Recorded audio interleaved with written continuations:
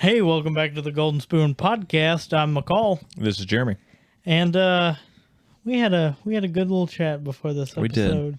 We did. And I appreciate everything that we've done thus far, and We are making progress. we are making progress. Not only in our podcast, but also in our personal development. Yeah, our personal growth has definitely been affected very positively. But we're sorry to bring you this topic tonight.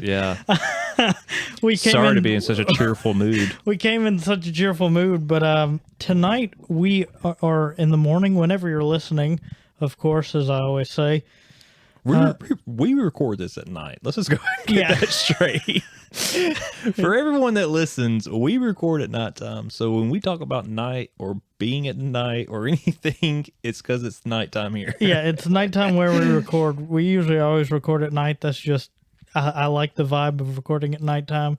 Probably couldn't do morning recording. No. But coming to you so cheerfully, we're going to talk about suicidal thoughts and ideations. And I'm glad you were open and honest with me, because in a couple of weeks you'll listen back to this episode, Jeremy, and we've already I feel like we've already gone through a lot, and your mood has changed and everything, but you'll listen back in a couple of weeks and be like we talked about, that little storm was nothing. We passed through that storm, and now we're good. Like that was just a little wind. Little hump in the road. Yeah. Bump. Hump, bump, whatever whatever you want to say. Depends if it's Wednesday or not. Yeah. Hump day. Hump day, yeah. Hump day. So Sorry, let's stay on topic. I think they like this too, the little talks before. To be clear, I, for one, am experiencing some of these things that we're going to be talking about today. That's why we're talking about them. We've been wanting to try to talk about this for a while, but trying to find a good night for it, or good time, excuse me. And today, it's been it's been a day, to say the least, and I was like, this is. I just felt it. I was like, it's going to be a good time to talk about this. So, this one of the reasons why we're talking about it tonight. And I totally forgot the other thing I'm going to bring up. I was just like, let's just be clear about something, and I had something else I was going to talk about. It'll come to me again. Well, but let's start off with the definition of suicidal ideation. It is a clear and specific thought to take your own life. That is the definition of suicidal ideation. So you could have passive thoughts. You can think that you don't deserve to live. Wish you could stop living. You also think on like ways you can die, or like situations where you could die, and that's kind of surface level. We'll get into more things on how you can help people with this, what to do's and things like that as we move through. But those are the main points that people have who have suicidal thoughts and ideations. They mainly think on thoughts on ways they could die. Sometimes they wish they could stop living, or they don't deserve to live. And they have passive thoughts about all these things. So we know with this topic, it's hard to bring up. It's tough to bring up to somebody, especially like when you don't know how to go at it. When you know somebody is in pain and you don't know how to go after it. How do you feel? I mean, what usually brings you into this? Not to use you as a reference point, but... No, this is the reason we're recording this particular evening. So for me, like today, nothing triggered the thoughts. nothing. It's nothing no one said to me. Nothing I did. Didn't fail at anything today that I know of. If I did, then I'm sorry. But I just woke up this morning and I knew it was going to be one of those days. And some people listening to this are going to be like, well, you're just setting yourself up then if you're waking up in that mentality. No, I mean, like, like if you have a mental illness and you battle with depression and anxiety and all types of things, and the further you progress into your illness or, progress, like getting better and seeking help for it, you learn your triggers, your emotions, signs, things like that. So when I woke up this morning, I knew I was already feeling a little off. And for some reason, it was racing thoughts. It just start happening. My medicine helps with that some. Sometimes it's just, I guess they're overpowering.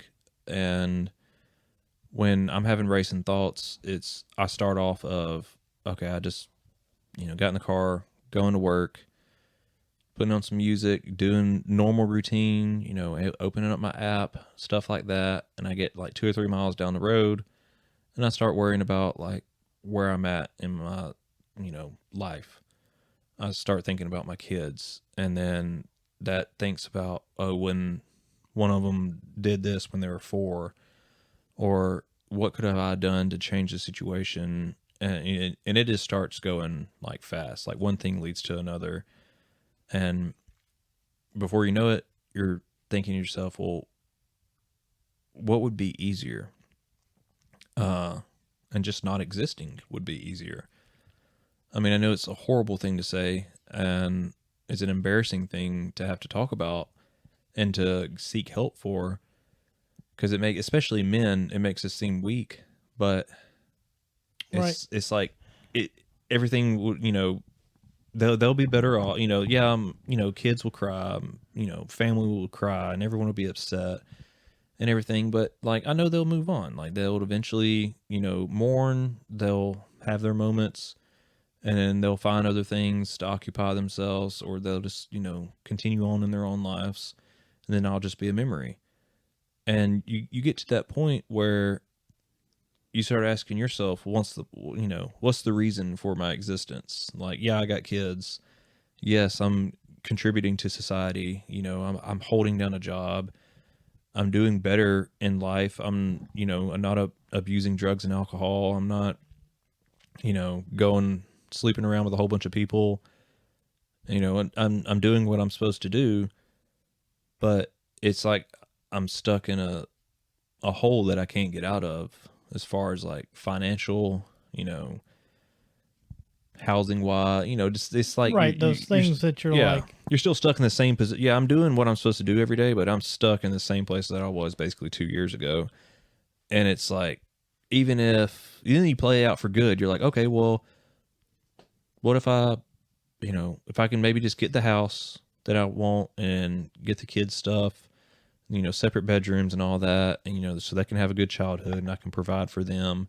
That's the reason I need to keep driving. And then you're just like, the end game of that well, why? Like, what's the point of all that? Like, why go to that extreme? Why keep pushing that far when, I can end it now. They'll be fine. They still got their mom to take care of them. They'll be, grown soon. They'll have jobs of their own and be going on with their lives. And then I don't have to worry about all this anymore. I don't have to worry about these racing thoughts and then all the problems that I have mentally, my uncurable mental illness and everything.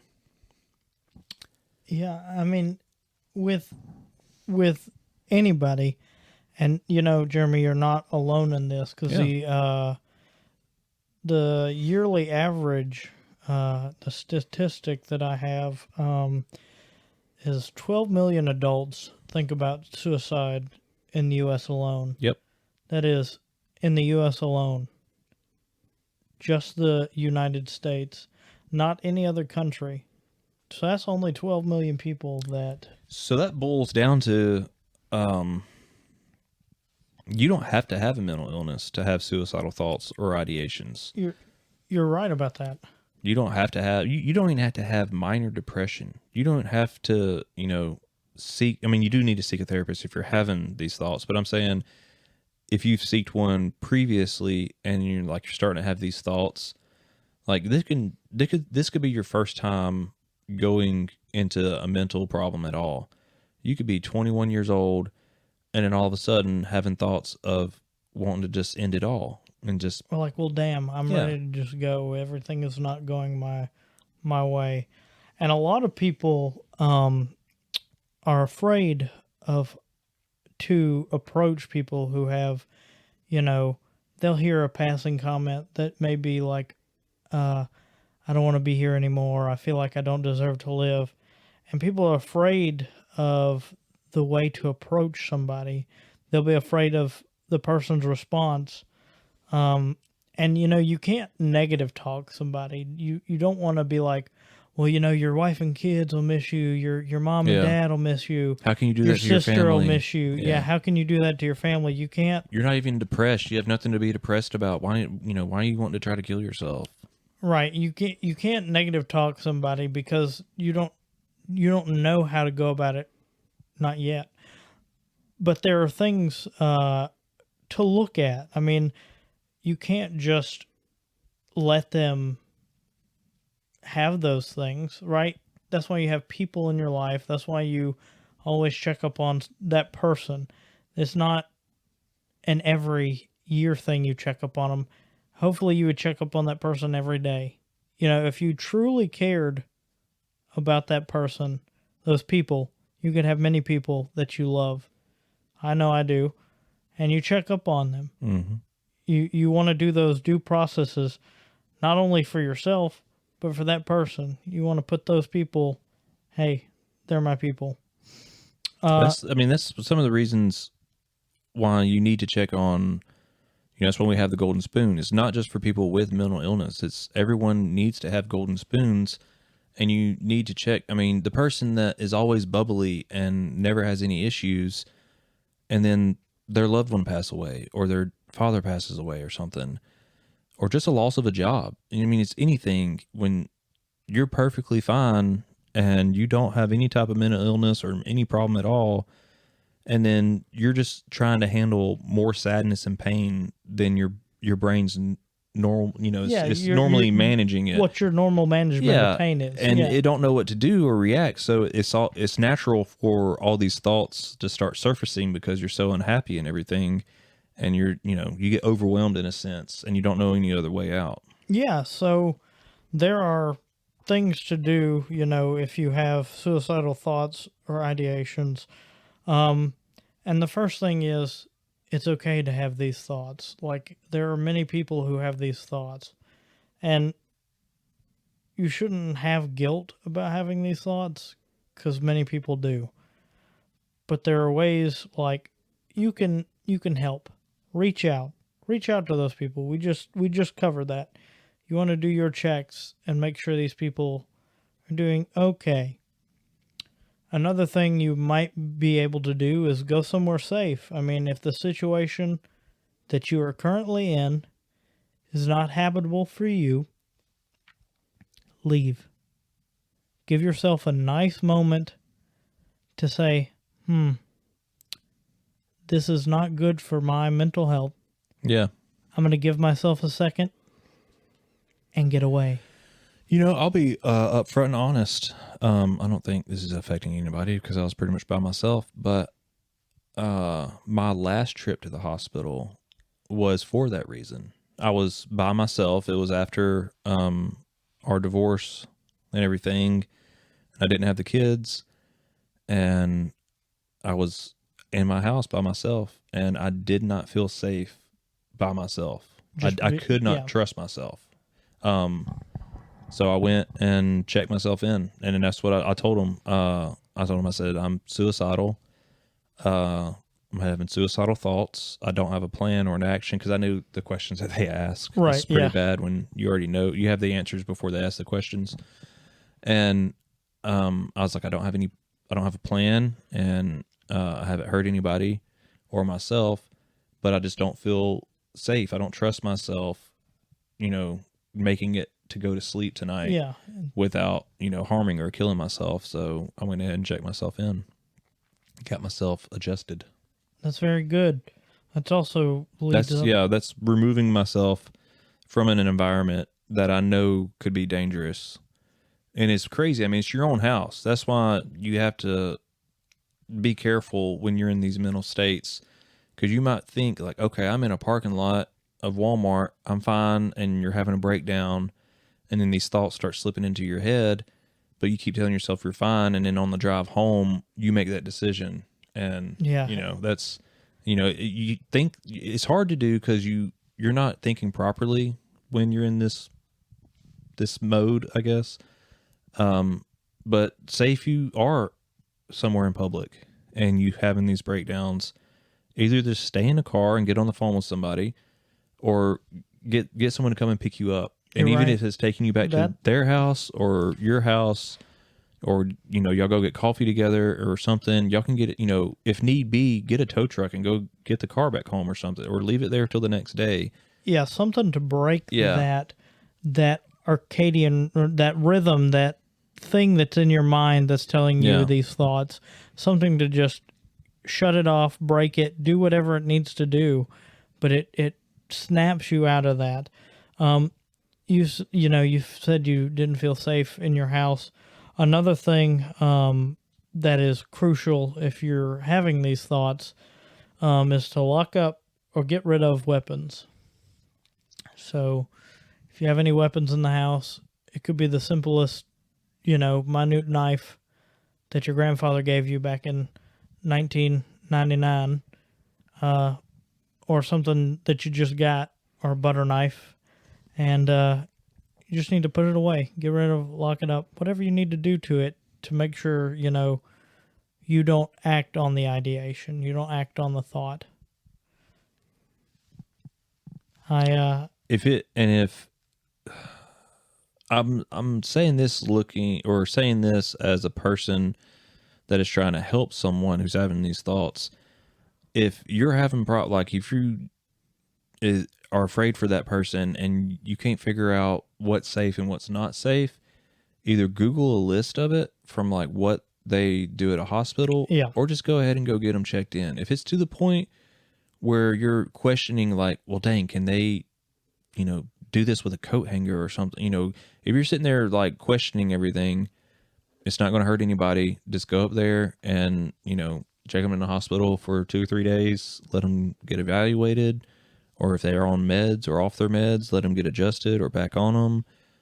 It's that because I ran into something recently with someone else that was like trying to go through. I was like, hey, well, make sure, there's no knives, put them up in a place where they can't reach them, make sure there's no loose strings or yarn or anything, stuff like that. And like, I felt like that was giving that person more anxiety and rather than ease. Yeah. So it's like, I wanted to let people know that if it gets to the point where the person's that suicidal, just go ahead and make the decision and just go check them in.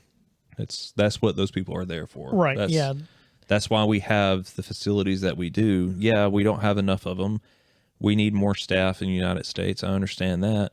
But there's still help out there, 24/7 that you can drive to a hospital and get someone help. So that moves on to our next topic, is avoiding substances. And that could be alcohol or anything that you may use, a vice you may use, so avoiding any of those things that would cause you to act on the thoughts again. Yes, because that can actually make your depression and suicide worse. And when also, you're thinking it's helping it because you're just numbing the pain. Dang, I just kicked the table. We're wobbling. That's fine. It will numb the pain, but you can get to a point where while you're intoxicated, make some decisions that you shouldn't make and hurt yourself, or when you sober up the next morning, and especially if you got psych meds involved with it. So I was about to say, if you can have make meds, up your chemicals, pretty bad, and you thought that you were having some bad thoughts the day before you got drunk, and in the morning you wake up after, they're going to be like 10 times worse. Yeah, I'm not saying that to try to scare anybody. I've been down that road. Like, it does help. And then that's how alcoholism and drug abuse forms for people with mental illness, is because they get that numbing, they get all those voices out of their head, then they come back the next morning, so then they immediately go back to the bottle. Right. So It's still... It's a catch-22. Yeah, it's that abusive cycle of, I've gotten rid of one of my problems, but now I have this other one. Try grounding techniques. So have you ever heard of grounding techniques? I love grounding techniques. I use them often. I use them for other people. I use them for my children. I use them when people don't know I'm using them. So there are a couple that I have heard that I really like. So you can touch your surroundings. So like the things around you, like... Yeah. I just touched Jeremy. I didn't feel anything.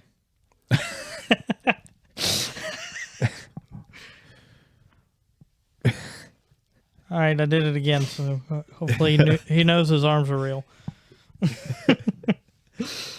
You can breathe, so making your back straight and taking those deep breaths in and exhaling and doing that. I don't know the science behind that, and I read it or saw it in a YouTube video once. That deep breathing does something, releases some kind of chemical, or I don't know. I kind of want to look it back up again because it floods your brain and everything with oxygen. Oh, and yeah. It enriches, like, because you don't normally take that deep of a breath. So when you take a full deep breath and then like hold for a second and then breathe out slow, like it's like you absorb more oxygen out of the air or something. I don't know. Try it. It does work. Deep breathing. It's not fake. All the way from therapists to jiu-jitsu artists, like everyone does breathing techniques. I love it. Breathing techniques are really nice. Walks away from the situation, walking, touching ice, touching something cold. Yeah, holding some ice, touching it, or sticking your hands in water. And so savoring. So if you're having these thoughts, you can do these grounding techniques. You can savor food.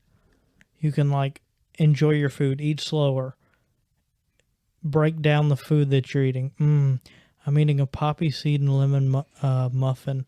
I can taste the poppy seed. Yeah, break it down. Yeah, you break down all the food qualities. If you can smell it or smell a scent, say you're, by a gas station, not the best place to do your grounding techniques, but I smell gas.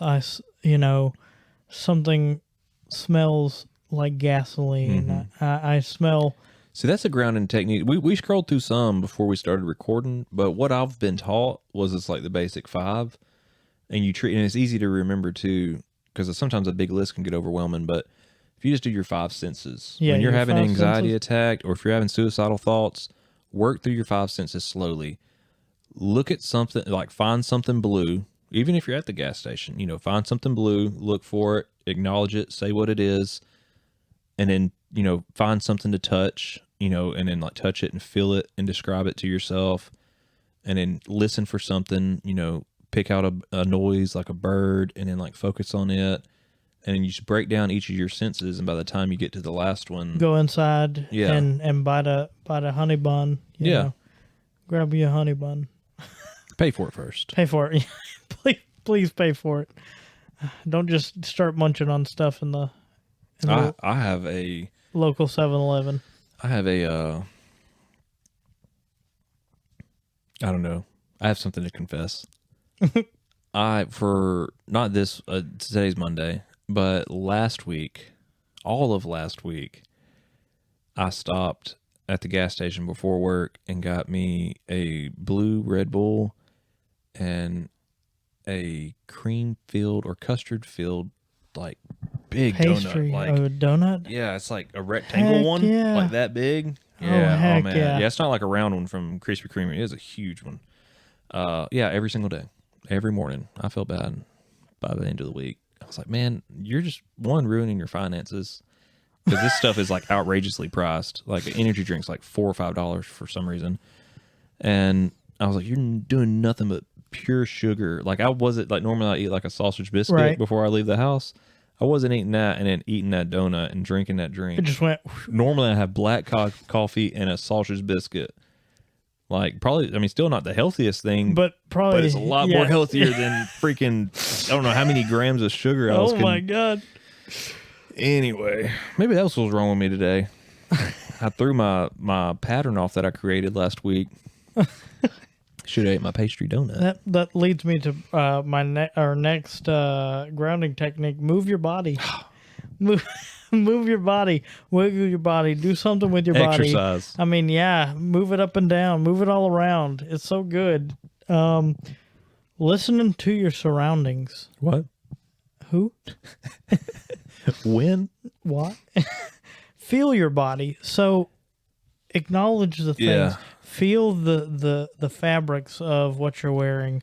Feel your hair. Yeah, feel your hair. Like just like if you got out of the shower or if it's still kind of damp. If you have a beard, feel your beard. If you have a shirt on, like acknowledge you have a shirt and ask yourself, is it without looking, is it long sleeve or is it short sleeve? Move your arm a little bit and be like, okay, I can feel the short sleeve in it. Is it tight on you? Is it loose?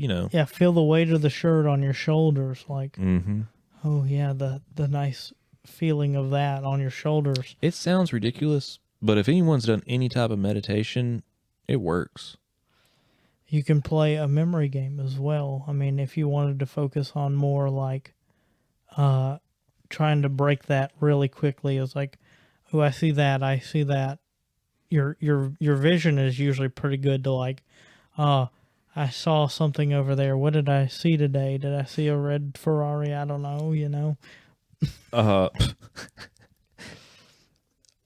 Yeah, these are some of the mental play memory game. Yeah, the mental side of things. Memory games, math. Making yourself laugh. Oh, yeah. Making yourself laugh is always fun. Yeah. As long as you do it in private. What, you don't want to start laughing out in public? No, don't. Don't just sit there and at a coffee shop by yourself at a table and start laughing out loud. I mean, if you're at the coffee shop right now and you have some ideations, I guess if you're, please laugh go out ahead loud. And do it. Tell the person next to you that you are having suicidal thoughts. I'm just kidding. I mean, if you need to, do it. But I would kind of actually like to know their response if you did do it. Put that in the comment section. Hopefully they would help out. And also put in the comment section if you are having suicidal ideations and you want somebody to talk to. Two people right here. Let us know. Yeah, we're not trained professionals. If you're like in dire need. If you're in a pretty major suicidal thoughts, like it's one thing to be suicidal and it's another thing to have a plan. Like there are two different scenarios. I've only I've only been to the extreme like one time in my life. I've had suicidal ideations. I don't know, like I probably need to like write them down. What's your percentage? 80%, 40% of the day of your life. Oh, of my life? Having suicidal thoughts? Half your life? Yeah, at least. Probably a little more than half. But I was trying to break it down as like I have suicidal ideations definitely a few times a week, if not once or twice a day. And I've let my trained professional know that. And she is okay with that because I don't have a plan. Correct. And I'm working through them I'm letting people know. I'm, making myself aware of You're them. doing your due diligence for yourself. Yeah. Yeah. I'm working on my grounding techniques and I'm doing what I need to do when tomorrow, when I wake up, since I actually had a day like today where I had more suicidal thoughts than I would normally, tomorrow, I can look back on today and be like, hey, the reason you're thinking that way is because of this. Why don't you think about it this way? So to go back, you said you talked to your trained professional because and she's fine with it because you don't have a plan.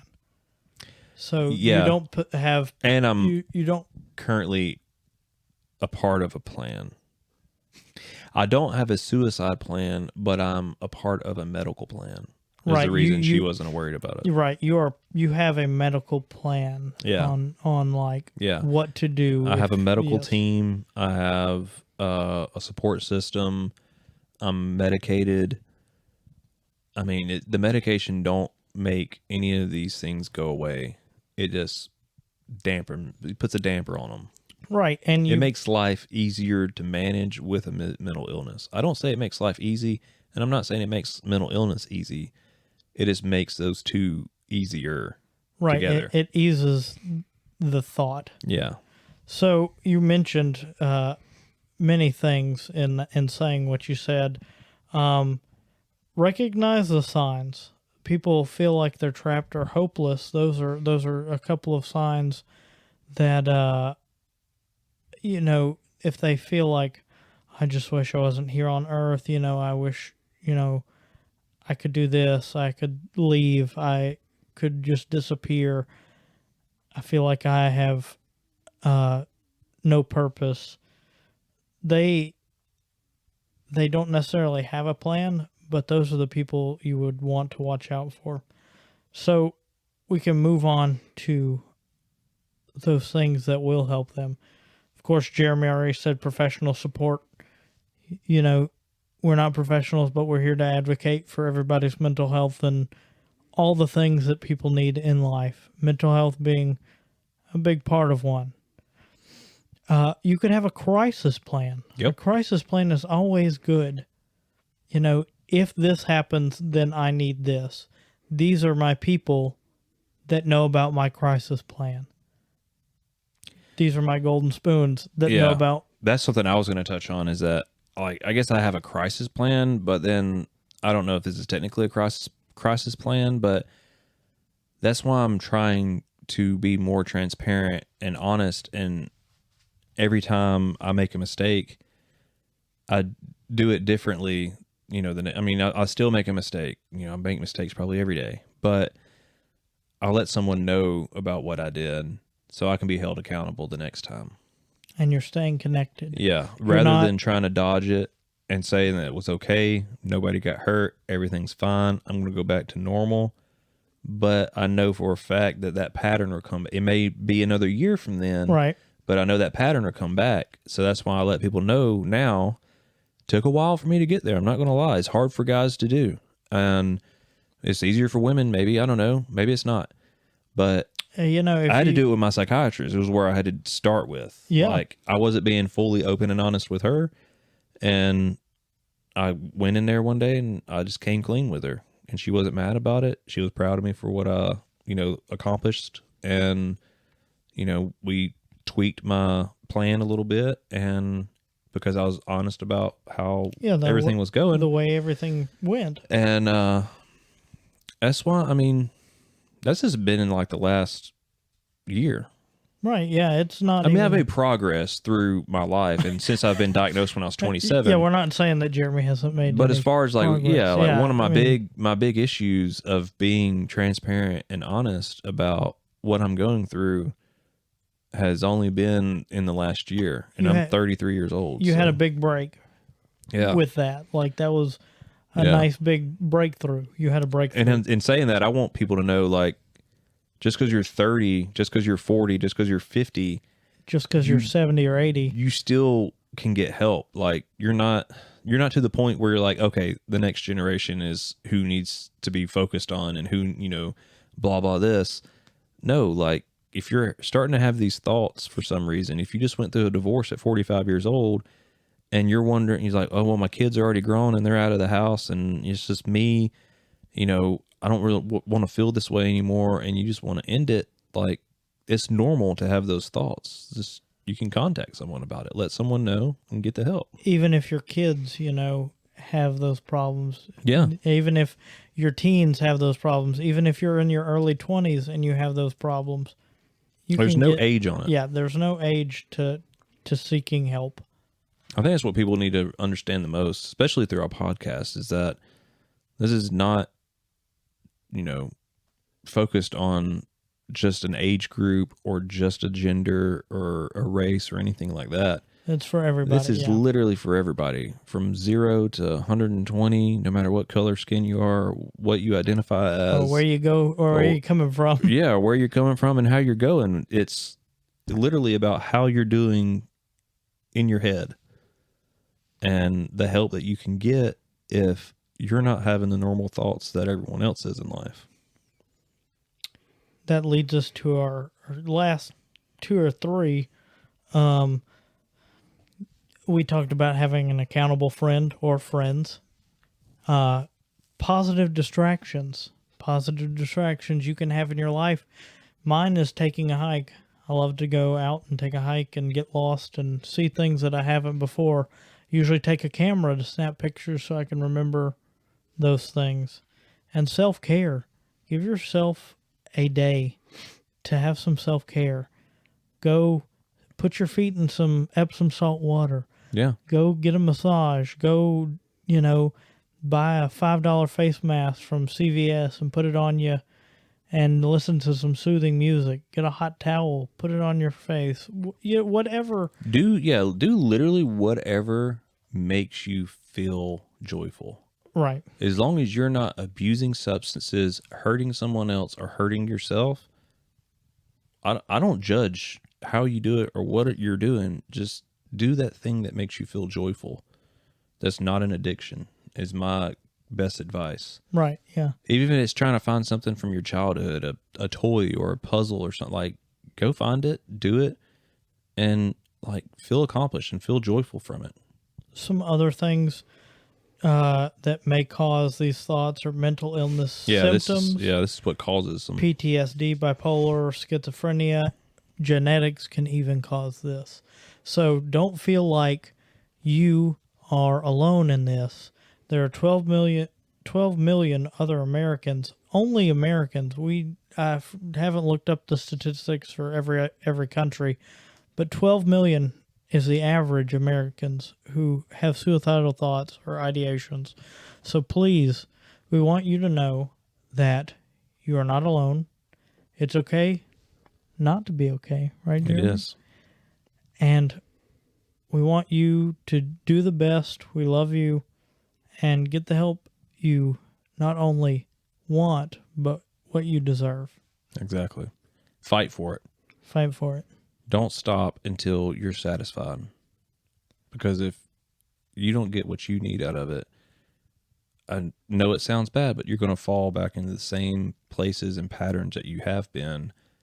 And it may get worse this time than it did last. So stop the pattern. Get the help you need, like McCall said. Get the help you deserve. And I think that's just about it. I'm glad you all allowed us to get through that topic. We knew it was a tough one. It's an iffy subject to talk about. Not a lot of people on any type of platform brings this type of stuff up. Right. But we believe it's things that need to be talked about. Because it's apparently it's stuff that almost everyone's thinking about.